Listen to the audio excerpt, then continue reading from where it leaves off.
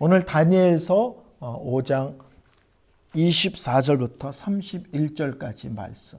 근데 실제 설교는 다니엘서 5장 전체를 통해서 메네메네덱의 우바르신이라는 제목으로 하나님 말씀을 증거하겠습니다. 느부갓네살 왕이 죽습니다. 그리고 이 다니엘서 5장은 그러고서 약 20년의 세월이 지난 그 539년에 일어난 사건을 다루고 있습니다. 느부갓네살 왕 이후에 왕이 여러 번 바뀝니다. 느부갓네살 왕 이후에 왕이 여러 번 바뀌는데요. 느부갓네살이 죽고 나서는 느부갓네살 아들이 왕이 됩니다. 근데 2년밖에 통치를 안 합니다. 그리고는 느부갓네살 사위가 그 왕을 암살하고 자기가 4년을 또 다스립니다. 그 뒤에 또 다시 정권이 엎어져서 또 세 번째, 느부갓네살 이후에 세 번째 왕이 나타나서 9개월 정도를 다스립니다. 그리고 느부갓네살 왕이 죽고 네 번째 왕이 등장하는데 그 이름이 나보니두스라는 사람입니다. 나보니두스. 이 나보니두스는 누구냐 하면 오늘 다니엘서 5장에 벨사살 왕이라고 나오지만 실제 왕은 나보니두스가 왕입니다. 그리고 벨사살은 나보니두스 왕의 아들입니다. 이 사람이 약 17년 정도 바벨론을 다스리는데 뒷부분 10년은 거의 전쟁터에 나가 있습니다. 그러니까 자기가 전쟁터에 나가 있으니까 바벨론을 누군가가 대신 다스려야 되잖아요. 그래서 자기의 아들에게 통치권을 위임합니다. 그러니까 자기는 왕이 아니고 아들이 왕이다가 아니라 실제는 자기가 왕인데 전쟁터에 너무 오래가 있으니까 아들과 마치 공동정부인 것처럼 내가 왕이지만 내가 없는 동안 바벨론은 네가 다스려라. 그래서 이 벨사살이 그냥 벨사살 이렇게 되지 않고 왕이라는 이름이 붙여져 있습니다. 근데 실제로는 아버지가 진짜 왕인 거고 벨사살은 이제 두 번째 통치권을 임시 위임받은 왕입니다. 오늘 성경을 제가 3번 이상 읽어보라고 말씀하셨는데 느부갓네살 왕과 벨사살 왕의 사이를 오늘 5장에서는 자주 부친이라는 이름을 쓰고 또 벨사살을 아들이라고도 부르는 내용들이 나옵니다. 근데 실제로는 아버지 아니고 아들도 아닙니다. 보통 외손자 정도로 봅니다. 외손자. 근데 왜 느부갓네살 왕을 아버지라고 부르느냐? 그 당시에 이렇게 호칭이 그렇습니다. 아버지도 그렇고 할아버지도 그렇고 얼마든지 부친으로 부릅니다. 그래서 실제로는 우리식으로 하면은 선조 또는 조상 뭐 이런 의미고요. 또 정치적으로 따질 땐 나의 선임자 이런 개념입니다. 여러분이 성경에서 족보를 볼 때 누가 누구를 낳고 누가 누구를 낳고 할 때 그걸 계산해 가지고 연도수가 몇 년인데 이렇게 하는데요. 그 낳고도 윗사람하고 아랫사람이 아들 관계일 수도 있고 손자 관계도 있을 수 있고 증손자 관계일 수도 있습니다. 그러니까 성경이 꼭 언급되고 싶지 않으면 중간에 한두 사람 빼고 할아버지인데도 아들과 아버지인 것처럼 띄어서 누가 누구를 낳고 이렇게 설명하기도 합니다. 그래서 읽어보면 벨사살 왕이 느부갓네살 아들 같지만 대강 족보를 계산하면 한 외손자 정도 되는 것으로 보여집니다. 지금은 이 메데파사, 흔히 우리가 페르시아, 오늘날로 말하면 이란과 이 바벨론이 전쟁 중입니다. 느부갓네살 왕 이후로 바벨론은 급격히 이제 힘이 기울기 시작합니다. 그 지역 전체에 패권을 주고 지배하던 힘이 점점 약해지면서 신흥 세력인 페르시아, 성경은 메데 바사라고 표현된 그 나라가 이제 급부상하면서 주위의 나라들을 이제 제압하기 시작합니다. 오늘 다니엘서 5장은 바벨론이 멸망하기 하루 전날 있었던 사건을 언급하고 있는 것입니다. 자, 우리가 다니엘서 5장을 읽으면서 첫째 우리가 기억해야 될 것은 거짓 평화에 속지 말라 하는 것입니다. 바벨론은 지금 전쟁 중입니다. 성 밖에 적군들이 있습니다. 그리고 우리가 다니엘서 5장 끝부분을 보면 이날 밤에 벨사살 왕이 죽고 바벨론이 망합니다. 그러니까 이날 밤이 바벨론의 마지막 밤, 또 벨사살 왕의 마지막 밤입니다. 근데 이 왕이 나라가 망하게 됐는데 1000명의 귀족을 불러놓고 어마어마한 술잔치를 벌이고 난리 법석을 핍니다. 왜 그랬을까요? 백성들에게, 귀족들에게 걱정하지 마라. 안전하다. 안전하다. 그리고 그 누구도 우리 바벨론을 이길 수 없다. 그리고 이렇게 견고하게 세워진 바벨론 성이 절대 적의 손에 넘어갈 수가 없다라고 아주 아무 일도 없는 것처럼, 얼마든지 해결될 수 있는 것처럼 거짓 평화를 떠든 것입니다. 바벨론 성은요, 성벽이 높이가 107m랍니다. 어마어마하죠? 107m니까. 그리고 두께가 4겹으로 되어 있대요, 성이. 근데 그 폭 전체를 지면 26m랍니다. 폭이 26m, 두께가 107인 어마어마한 그 성벽으로 둘러싸인 도시입니다. 그리고 지금 2년 6개월 동안 페르시아와 싸웠지만 페르시아가 바벨론을 아직까지 이기지 못하고 있는 형편입니다.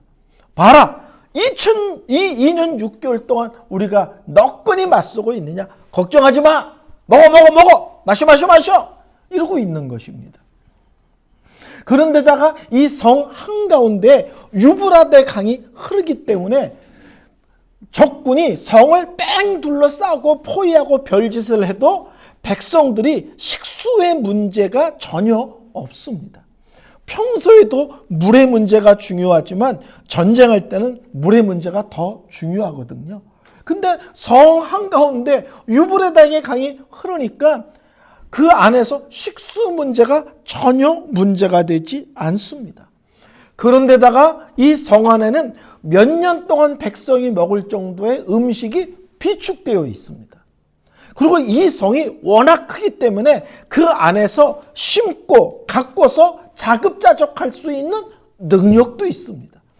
땅이 넓어서 심고 거둘 수도 있고 창고에 비축된 양식이 있어서 몇 년은 버틸 수도 있습니다. 그 당시에 신관을 얘기했죠. 센 나라 신이 센 신인 거예요. 저 나라가 왜 세냐? 쟤네가 믿는 신이 세기 때문에 그래. 그러니까는 이 사람들은 어떻게 생각했어요? 우리가 믿는 우상이 이 전체를 다스리도록 한 능력의 신이다. 여태까지 그 신이 우리를 지켰는데 뭐 걱정이냐? 성벽 완전해. 식수 걱정 없어. 양식 걱정 없어. 거기다가 우리가 믿는 탁월한 신도 있어. 그러니까 걱정하지 마. 여기는 안전한 곳이야. 이렇게 떠드는 것입니다. 우리는 신앙생활 속에서도 이런 거짓 평화에 속을 수 있습니다. 이스라엘이 망한 것 중에 하나가 거짓 선지자들이 하나님의 말씀을 왜곡하잖아요. 이스라엘이 하나님 보기에 아름답지 않은 삶을 살고 온갖 죄에 빠져도 거짓 선지자들이 뭐라고 그래요? 괜찮다. 우린 전쟁에서 이긴다. 하나님은 우리가 택한 백성이긴데 축복하신다. 온갖 죄를 져도 그 죄에 대하여 경고하거나 하나님의 심판의 메시지를 증거하기보다는 괜찮다, 평안하다, 안전하다, 하나님은 우리를 지키신다, 축복하신다는 거짓 메시지를 증거했고 사람들은 이렇게 살아도 하나님 앞에 괜찮은 걸로 생각했습니다. 우리는 하나님이 우리의 삶 속에서 오래오래 참고 기다리는 것을 어느 때는 하나님이 나의 부끄럽고 추한 면을 모르고 계시는 하나님으로 오해하고 착각할 수 있습니다. 하나님은 우리가 잘못할 때 콕콕 주워박지 않습니다. 그러나 기회를 주시고 여러 가지로 경고하시고 회개하고 깨닫고 돌이킬 수 있도록 기다려주시는 하나님이십니다. 근데 우리는 기다려주시는 하나님을 도리어 가벼이 여기거나 그런 하나님이 내 문제에 대해서 잘 모른다는 어리석고 미련한 생각을 할 수가 있습니다. 이 바벨론 성 안에 있는 모든 백성들처럼 우리는 우리 스스로를 돌아봐야 됩니다. 우리가 누리고 있는 평화는 믿음에 근거한 것인가? 하나님 중심의 삶에 근거한 것인가? 우리의 삶이 아무 문제 없어. 모든 게 잘 돌아가. 그런데 아무 문제 없음이 생각하고 계획하는 대로 잘 돌아가는 나의 삶이 믿음에 근거하고 하나님 중심이라는 원리에서 벗어나 있으면 괜찮은 것이 아니라 마치 다니엘 이 바벨론이 심판받기 전날 더 재밌게, 더 신나게, 더 행복하게 지네끼리 웃고 떠들고 난리치는 것처럼 실제로는 우리가 하나님의 진노의 손 가까이 있다는 사실을 우리가 놓치고 있는 것입니다. 인간의 안전은 완전하지도 않고 영원하지도 않습니다. 자, 이 정도 성을 봤어? 이 정도 양식을 비축한 거 봤어? 이렇게 탁월한 우리가 믿는 신을 봤어?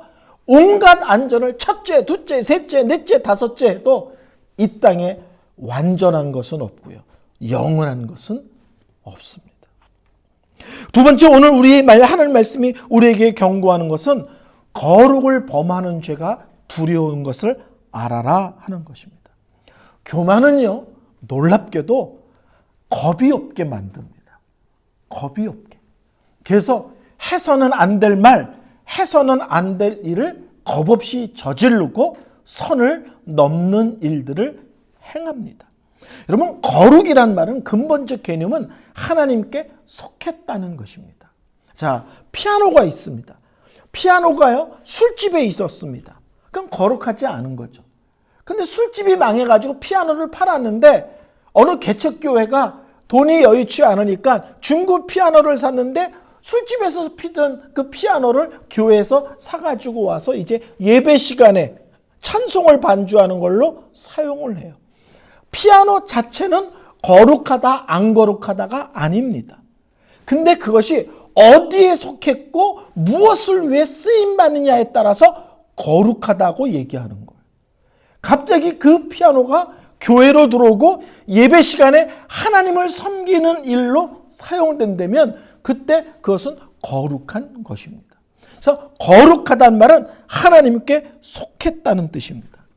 느부갓네살은요, 3번에 걸쳐서 예루살렘 성전에 있는 그 구별된 그릇들을 바벨론으로 옮겨왔습니다. 근데 술이 취하자 이 벨사살 왕이 겁이 없이 예루살렘 성전에서 가져온 금그릇을 가져와라. 그리고는 하나님께 드려지고 바쳐진 금그릇에다가 술을 부어 마시는 엄청난 짓을 저질렀습니다. 그리고 더 나가서 술을 마신 뒤에는 금, 은, 구리, 쇠, 나무, 돌로 만든 온갖 우상을 찬양까지 합니다. 쇠붙이, 나무, 돌 이런 걸로 만든 우상을 하나님 앞에서 찬양까지 합니다. 완전히 신성 모독죄고요. 그 행위 전체가 거룩하신 하나님을 완전히 무시하고 완전히 조롱하는 행위입니다.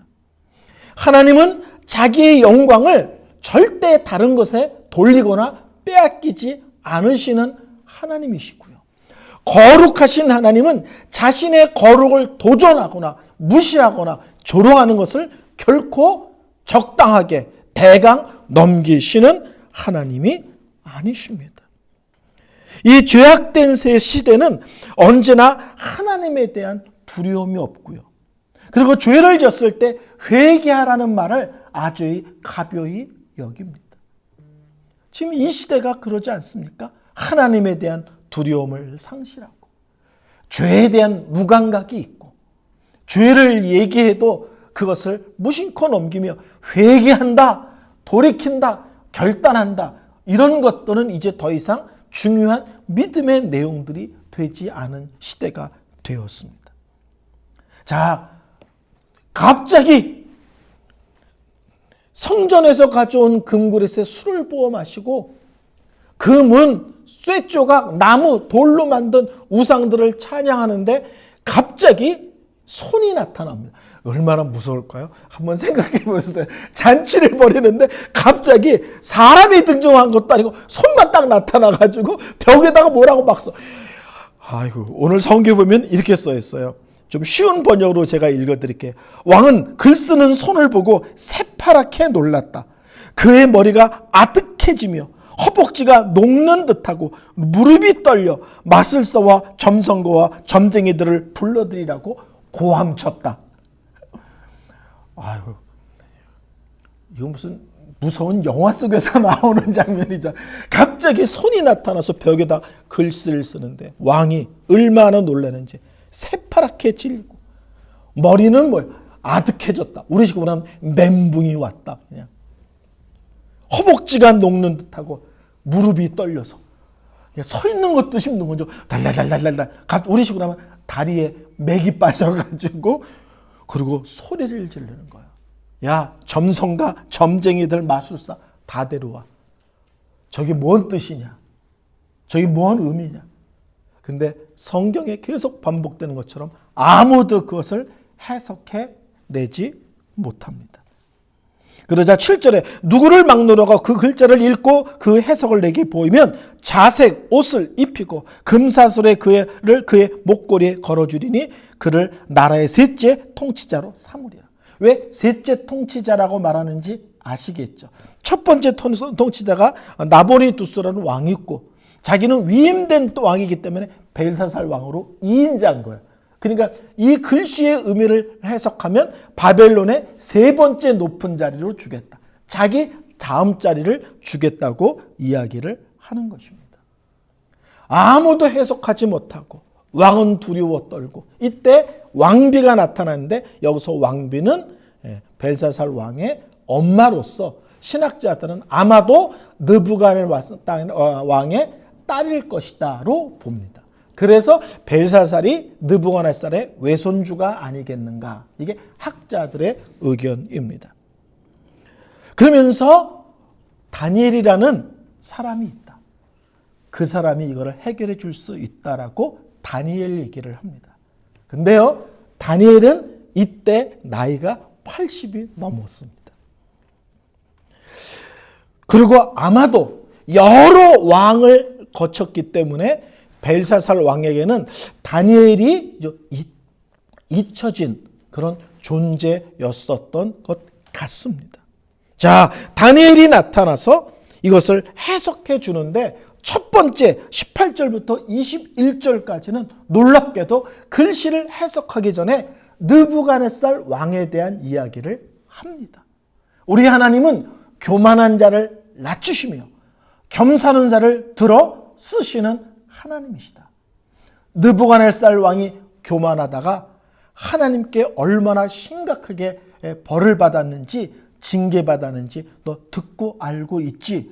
그러나 하나님은 겸손하고 돌이키며 하나님을 하나님으로 인정할 때 그런 사람을 다시 들어 쓰시는 하나님이야.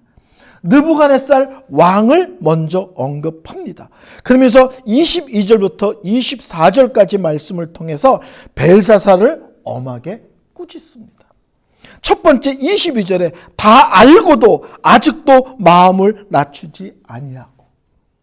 벨사살은 그 왕궁에서 하나님과 그 왕 사이에 있었던 크고 작은 사건들의 흐름을 들어서 분명히 알고 있었을 것입니다.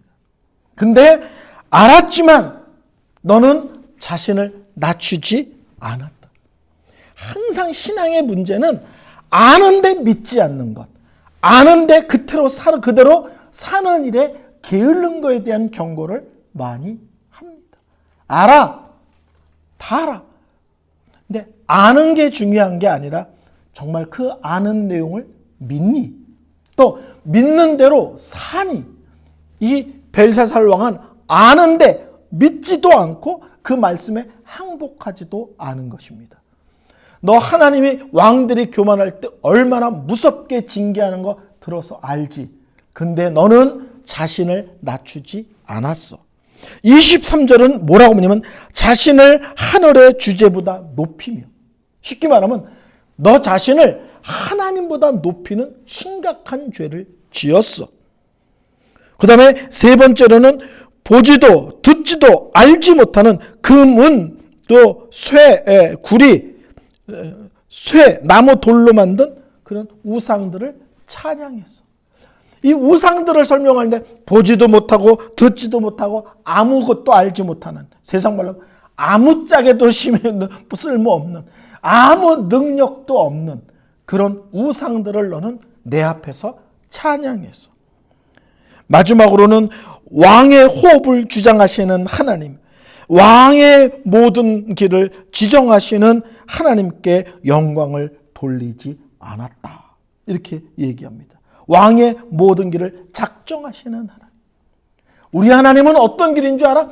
네 숨까지도 관장하시는 하나님이야. 우리 하나님은 어떤 하나님인지는 네 가는 모든 길이 하나님 계획 속에 있어.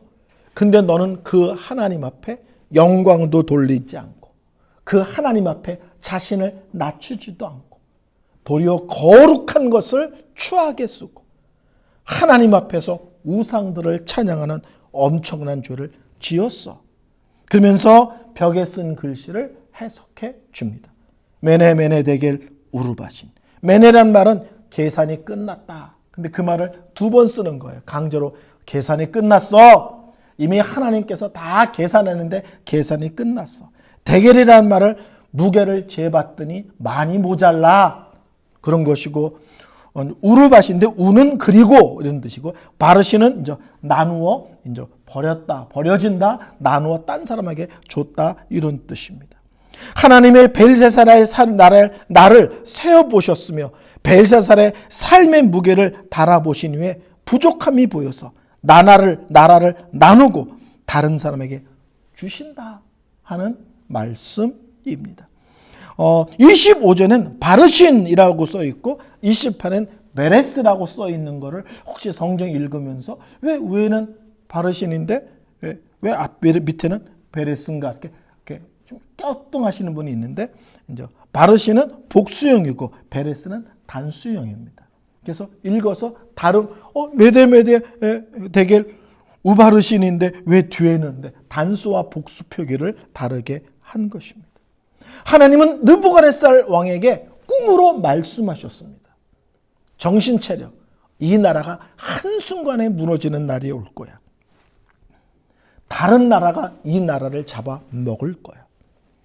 다니엘 4장을 통해서 겸손한 자에게 기회를 주시는 하나님을 말씀하셨다면 5장에서는 하나님은 교만한 자를 절대로 그냥 놔주지 않고 철저하게 그리고 분명하게 심판하시는 하나님이라는 사실을 말씀하여 주고 있습니다. 하나님은 이 세상의 모든 것을 결정하시는 최종 결정권자이십니다. 우리는 그런 하나님을 두려워해야 되고요. 무릎을 꿇어야 되고요. 머리를 조아려야 되고요. 그 앞에서 함부로 입을 여는 것을 참 조심해야 합니다.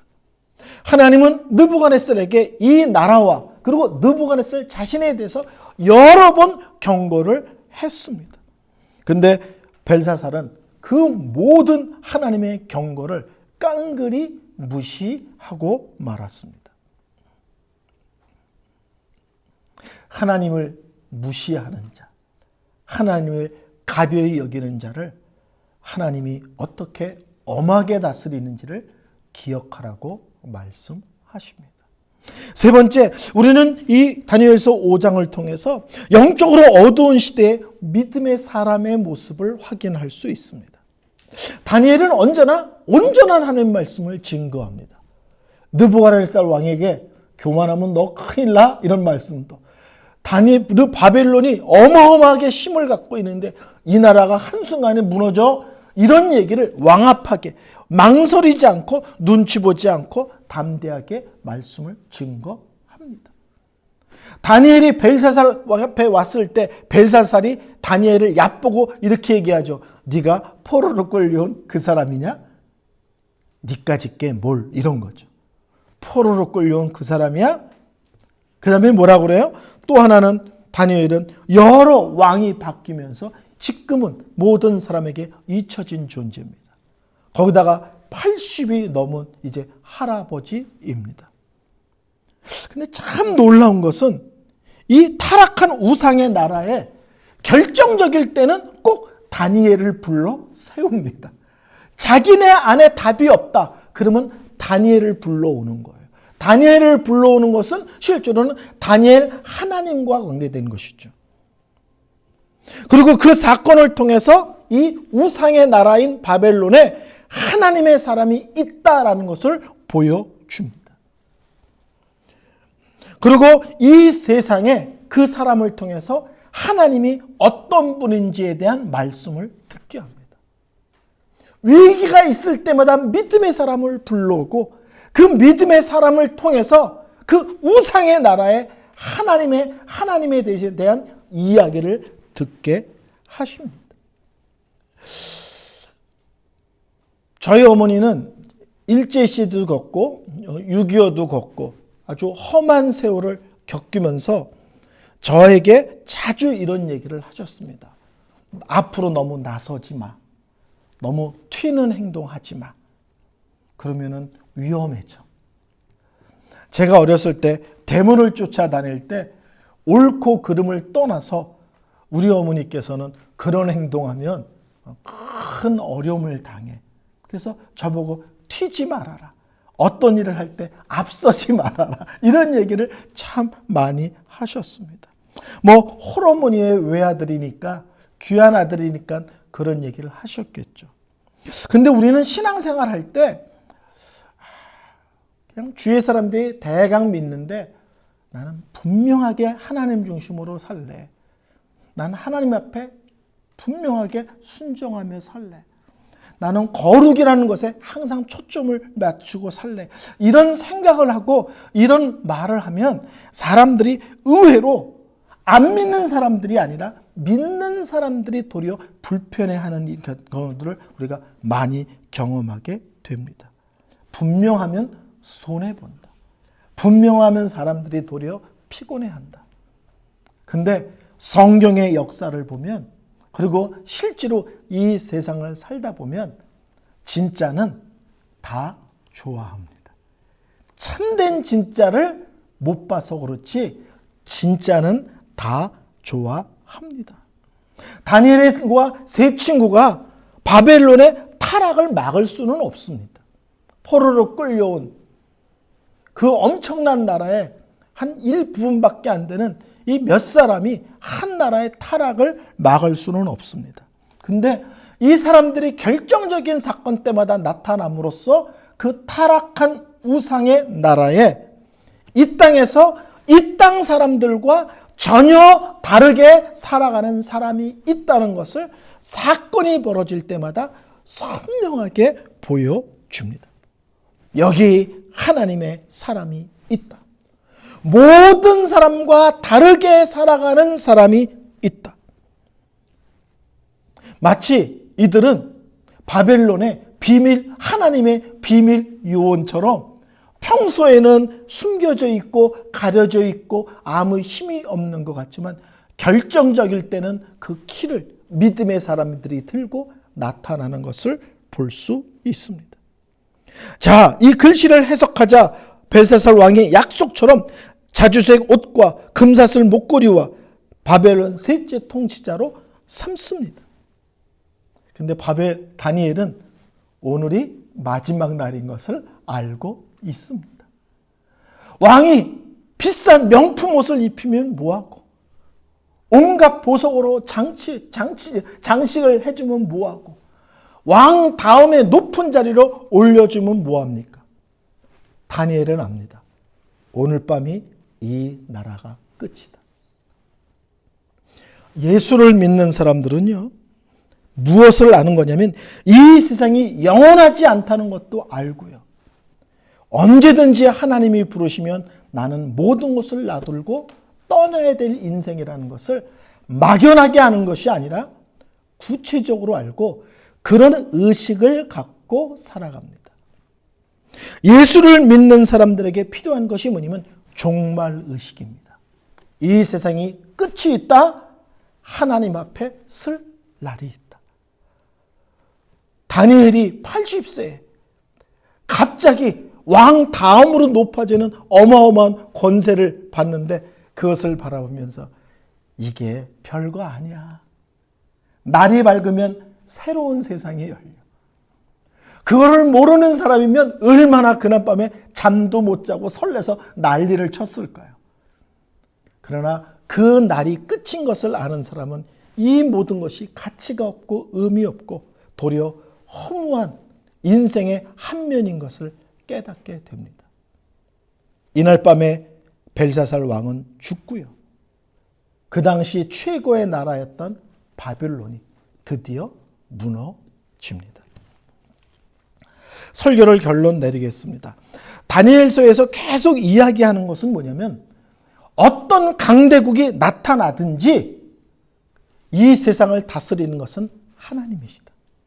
어떤 나라가 강대국이 나타나고 어떤 탁월한 임금이 나타나든지 그것과 관계없이 이 세상은 하나님이 다스리신다. 다니엘서에서 또 끝없이 확인시키는 것이 뭐냐면 이 세상의 어떤 강대국도 언젠가는 망한다. 오직 하나님 나라만 영원하다. 이것을 계속 반복하여 말씀해 주고 있는 것입니다. 다니엘서 4장이 느부갓네살이라는 그 탁월한 왕의 마지막을 다루는 것이라면 다니엘서 5장은 벨사살이라는 왕과 바벨론 제국의 마지막을 다루고 있습니다. 느부갓네살이 꿈을 꾸었을 때 금신상을 꿈꾸었죠. 근데 머리는 금이고 가슴은 은이고 그러는데 드디어 머리 부분인 바벨론이 가슴 부분이며 은으로 장식된 페르시아에 잡혀 먹히는 그 하나님의 꿈이 실제로는 이루어지는 사건임을 확인시켜 줍니다. 성경에서 여러분 바벨론이란 말을 참 많이 씁니다. 성경에서 바벨론이란 말을 쓸 때는 실제 역사상 있었던 바벨론 나라를 의미할 때도 있지만 이 죄악된 세상을 표현하는 또 다른 말을 쓸 때 바벨론이라는 말을 씁니다. 죄악된 세상 한복판에서 믿음의 사람은 어떻게 살아야 하나? 다니엘서는 우리들에게 이 세상과 이 세상 것은 영원하지도 않고 안전하지도 않다라는 사실을 계속 반복하여 말씀하고 계십니다.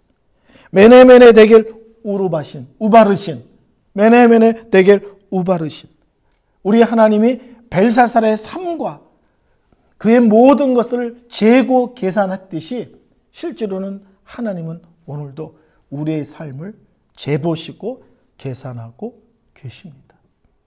자, 5장에 나타나 있지 않지만 바벨론이 망했다는 것은 역사적으로 큰 의미가 있습니다. 뭘까요? 드디어 이스라엘이 70년의 포로 생활을 끝내고 다시 예루살렘으로 돌아갈 수 있는 새로운 시대가 열렸음을 의미합니다. 바벨론의 멸망은 또 다른 면에서는 이스라엘의 또 다른 역사의 장이 열리는 시작을 알리는 사건이기도 합니다. 세상의 권력이 무너지고 믿음의 사람들에게 사역사가 열리는 그것을 넘어가는 장으로 확인시켜 주는 것이 다니엘서 5장입니다. 악하고 험하며 하나님을 가비히 여기는 이 세상에서 이번 한 주도 우리가 믿음의 사람으로 분명히 삶으로써 세상 한복판에 너희들과 다르게 사는 사람이 있다. 그리고 하나님이 계시다를 보여주는 한 주 되시기를 바랍니다.